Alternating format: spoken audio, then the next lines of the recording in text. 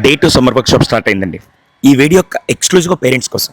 పిల్లల్ని మనం వన్ డైమెన్షన్లో పెంచుతున్నామని నిన్న వర్క్షాప్ చూసిన తర్వాత మాకు అర్థమైంది. వన్ డైమెన్షన్ ఏంటి సార్ అనుకుంటున్నారా? పిల్లలకి ఎంతసేపటికి సబ్జెక్ట్స్ మాత్రం నేర్పించి ఎక్స్ట్రా కరికులర్ యాక్టివిటీస్ కానీ జీవితానికి కావాల్సిన స్కిల్స్ అవి నేర్పించకపోతే పిల్లలు ఎలా ఉన్నారు తెలుసా? మేము దాంట్లో రాకపోతే ఇంకా దీంట్లో రాలేము అనుకున్నారు. నిన్న ఒక స్టూడెంట్ వచ్చి, సార్ నేను క్లాస్లో వీక్ స్టూడెంట్ సార్, అసలు డల్ అని చెప్పి నన్ను అందరూ అంటున్నారు.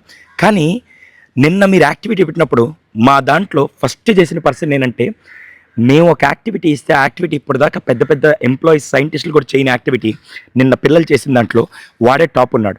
ఇప్పుడు చదువు రాలేదని అతను ముద్దనాలా, లేకుంటే జీవితంలో ఏం స్కిల్స్ కావాలో అన్నింటిలో మాస్టర్ అయ్యాడని చెప్పి గొప్పగా మెచ్చుకోవాలా? నాకు అర్థం కాలేదు.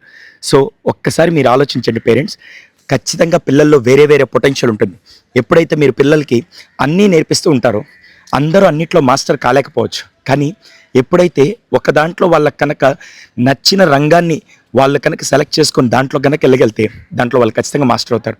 తెలియకుండా మనమే వన్ డైమెన్షన్లో పెంచుతూ కేవలం 6 సబ్జెక్ట్స్లో వాళ్ళ ఇంటెలిజెన్స్ని, వాళ్ళ నాలెడ్జ్ని, వాళ్ళ ఫ్యూచర్ని డిసైడ్ చేయాలనుకుంటే కొన్నిసార్లు అందరూ దానికి ఫిట్ అవ్వలేకపోవచ్చు. దానివల్ల జరిగే నష్టం ఆ పిల్లల యొక్క కాన్ఫిడెన్స్, సెల్ఫ్ ఎస్టీమ్ కూడా తగ్గిపోతుంది. ఈ విషయాలు మీరు ఖచ్చితంగా ఆలోచిస్తారని ఈ యాక్టివిటీస్లో మేము పిల్లల యొక్క రియల్ పొటెన్షియల్ చూస్తూ వాళ్ళు ఏం సాధించగలుగుతారు, వాళ్ళ ఐడియాలజీ ఎలా ఉంది, వాళ్ళ థాట్ ప్రాసెస్ ఎలా ఉంది, ఇవన్నీ మేము ఇక్కడ చూస్తున్నాం. అసలు పిల్లలు ఒక్కొక్కరు పజిల్ సాల్వ్ చేస్తుంటే అరే వీళ్ళలో ఇంత క్రియేటివిటీ ఉందా, ఎక్కడ పిల్లల్ని మొబైల్కి అడిక్ట్ అయిపోయారంటానేమో, కానీ లాస్ట్ 2 days నుంచి మొబైల్ లేకుండా వాళ్ళ ఇంటెలిజెన్స్తో వాళ్ళు చేసే థింగ్స్ మాత్రం చాలా బాగున్నాయి. అలాగే పిల్లలకి రెస్పెక్ట్ నేర్పించాలని నేను మొదటి నుంచి కోరుకుంటూ ఉన్నాను. అందుకే నా మెంటర్స్కి నేను రెస్పెక్ట్ ఇస్తూ వాళ్ళకి నేను ఎగ్జాంపుల్గా ఉంటూ దాని తర్వాత పిల్లలు దాన్ని నచ్చి సార్ ఇక్కడి నుంచి మేము చేస్తామని చెప్పి ఆ పిల్లలు దాన్ని ఇంప్లిమెంట్ చేస్తుంటే నాకు చాలా బాగా అనిపించింది. పేరెంట్స్ అందరికి ఒక రిక్వెస్ట్ అండి, మీరు ఏమి నేర్పించినా నేర్పకపోయినా ఫస్ట్ మాత్రం వాళ్ళకి నేర్పాల్సింది రెస్పెక్ట్. ఎప్పుడైతే మీరు రెస్పెక్ట్ నేర్పిస్తారో వాళ్ళు భవిష్యత్తులో ఎక్కడికి వెళ్ళినా గ్రౌండెడ్గా ఉంటూ చాలా హంబల్గా ఉంటూ గొప్ప వ్యక్తిత్వాన్ని అలవాటు చేసుకుంటారు. అదే ఈ వర్క్షాప్లో మెయిన్ ఇంటెన్షన్. అందుకే నేను రెస్పెక్ట్ ప్లస్ ఫుడ్కి వాల్యూ ఇవ్వాలని చెప్పి ఈ 2 అంశాలని ఎక్కువ ఫోకస్ చేస్తూ పిల్లల్ని ట్రైన్ చేస్తూ ఉన్నాను.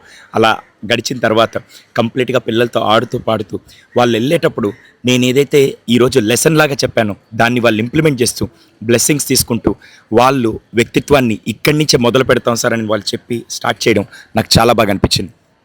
పేరెంట్స్, ఈరోజు మీ క్వశ్చన్, మీలో ఎంతమంది లాస్ట్ టైం మీ పిల్లలు చూస్తుండగా మీకంటే వయసులో పెద్దవాళ్ళకి కాళ్ళకి నమస్కారం ఎప్పుడు చేశారు?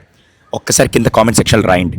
డోంట్ సే నేను పుట్టినరోజు అప్పుడు, పెళ్ళప్పుడు ఇలా మాత్రమే నమస్కరించారని కాకుండా మీకంటే పెద్దవాళ్ళు కనపడినప్పుడు ఎంతమంది నమస్కరించారో ఒక్కసారి కింద కామెంట్ సెక్షన్లో తెలియదు.